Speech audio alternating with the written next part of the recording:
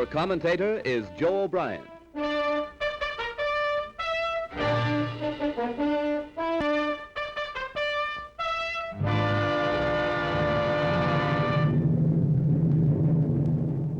Here is the motion picture record released by the United States Navy of the havoc wrought by the Japs' sneak sky and sea raid on Pearl Harbor, America's mid-Pacific naval bastion.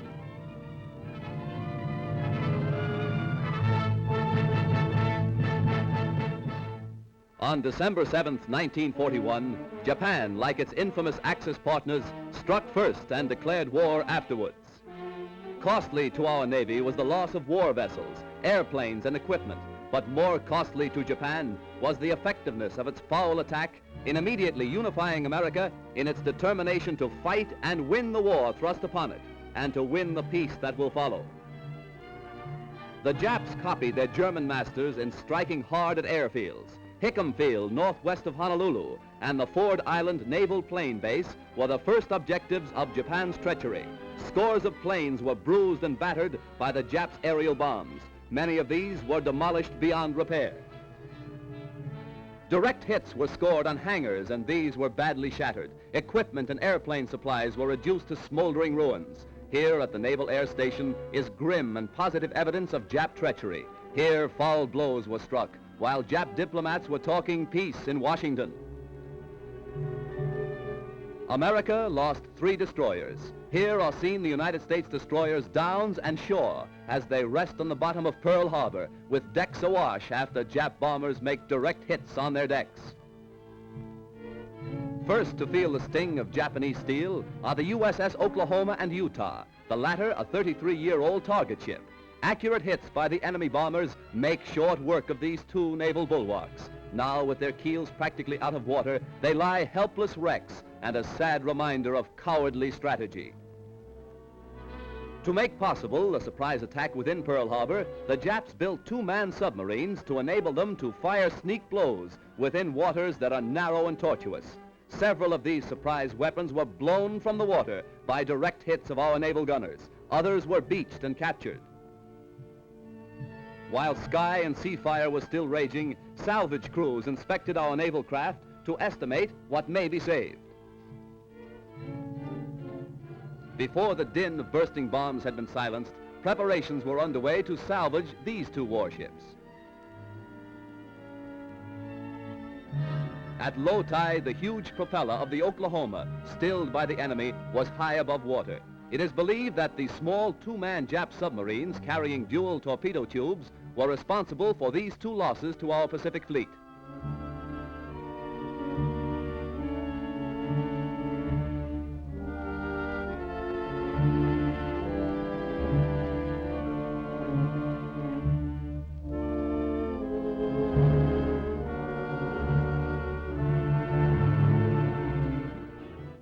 Here is the actual bombing of the mighty USS Arizona by Jap planes. These pictures were made by a fearless cameraman who thought nothing of his personal safety to make possible this record for all posterity. A single lucky hit was responsible for the disaster that befell the Arizona when a Jap bomb falling directly through one of the battleship's funnels exploded in the engine room and set ablaze tons of fuel oil. Dense black smoke billowed to the sky as the massive control tower began to keel over. The Arizona's courageous crew stuck to its guns until the very end.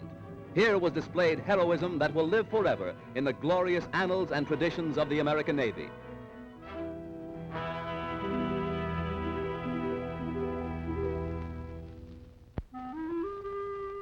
The once mighty Arizona now rests on Pearl Harbor's muddy bottom, a pitiful relic of its former self, a grim monument to the treachery of Japan.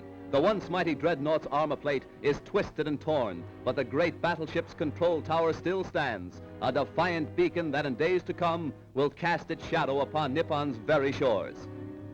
At Pearl Harbor, at Hickam Field, in the bomb-pocked streets of Honolulu, ever is written history. History with a tragic, treacherous pen. History that 130 million Americans will never forget. And in days to come, the Japs, too, will remember Pearl Harbor.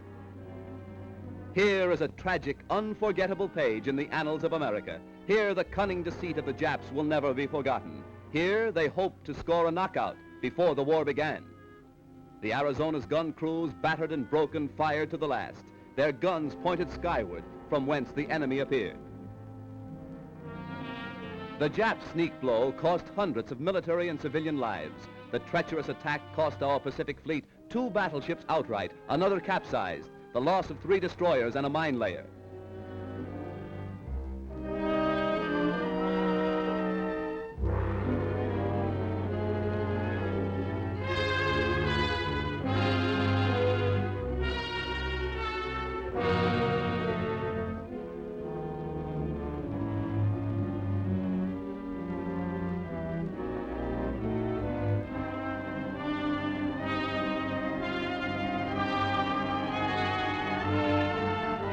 While bombs were still bursting and flames still pouring from our shattered naval craft, a light United States cruiser valiantly moves out to join the fleet and avenge Pearl Harbor.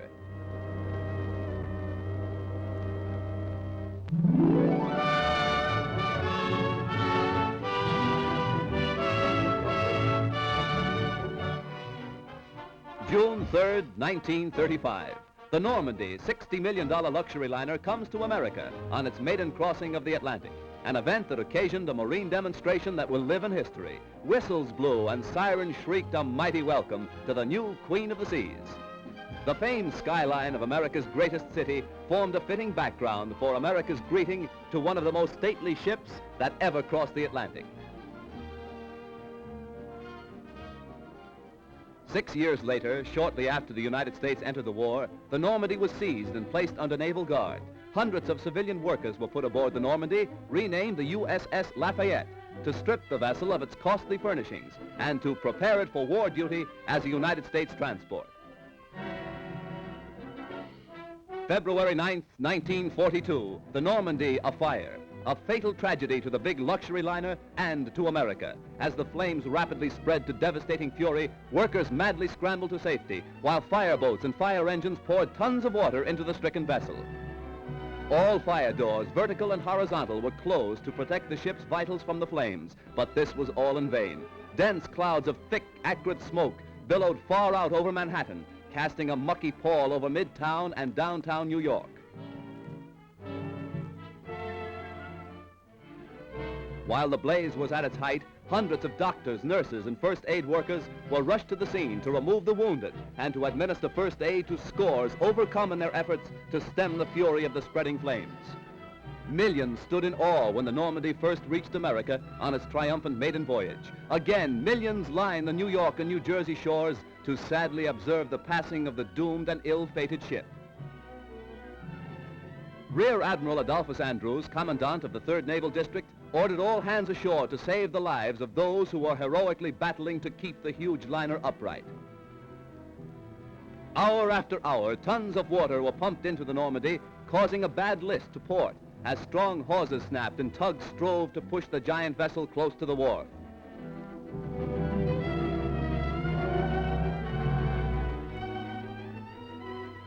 Then, during the night, the Normandie met its final doom, when, with a resounding crunch of ice and a belch of smoke, the 83,000-ton vessel dipped her flame-scarred superstructure into the surface of the Hudson River. Hundreds were injured when America lost its biggest naval auxiliary. Millions of dollars of damage has been done, and thousands of man-hours of labor have been nullified.